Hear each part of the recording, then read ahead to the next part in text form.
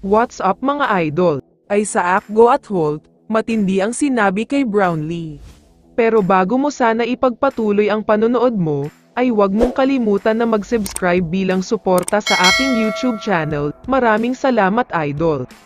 Kung may isang player siguro na sobrang excited na ang mga Hinebra fans na mapanood next season, ito ay walang iba kundi si Stephen Holt. Sobrang malaki at mataas talaga ang expectations ng mga fans sa player na ito. Marami pa ang hindi nakakakilala sa kanya. Isa siyang napakagaling at napakahusay na player.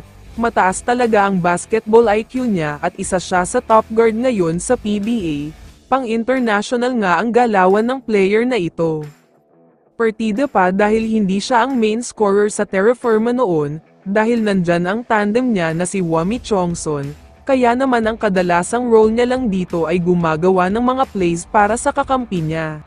Pero teka, bago tumuloy sa video, gusto mo bang makapag-enjoy habang nanunood ng paborito mong sports? Subukan ang 1xBet.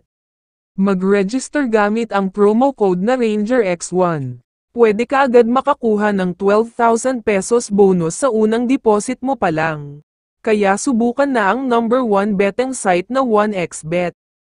Sa kabilang banda naman, kahit papaano ay gusto na din makita ng mga Hinebra fans kung ano nga ba ang maipapakita ni Isaac Go, dahil alam naman nating lahat na hindi siya yung usual big man na nakasanayan natin.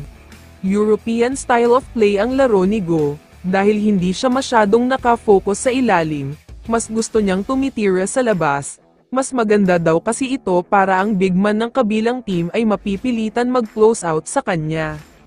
Kaya naman ayon kina Holt at Go, mukhang magiging magandang triple combination daw sila ni Justin Brownlee, dahil alam daw nila kung gaano kagaling si JB, isa nga daw siya sa pinakahinahangaan nila dahil sa husay na pinapakita niya. Pero ayon naman kay JB, medyo nagagalit at hindi daw siya masaya dahil nawala na ang tandem niya na si Christian Standhardinger, malalim na rin daw kasi ang pinagsamahan nila at alam na nila ang galaw ng isa't isa. Pero wala naman daw siyang magagawa dahil desisyon ng management ang nangyari. Kung siya nga daw ang tatanungin ay ayaw talaga niyang mawala si Stan, dahil almost sure semis of finals na sila kapag kasama niya si Stan. Pero ayaw naman daw ni JB na hindi bigyan ng chance sina Holt at Go na patunayan ang mga sarili nila, dahil alam daw niya na superstar ang mga ito sa Terra Firma noon, kaya siguradong may matinding skills daw sila.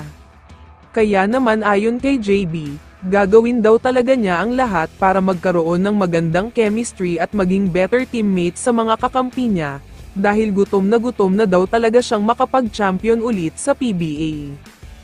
Kaya naman kung ikaw ang tatanungin idol, ano ang masasabi mo sa balitang ito?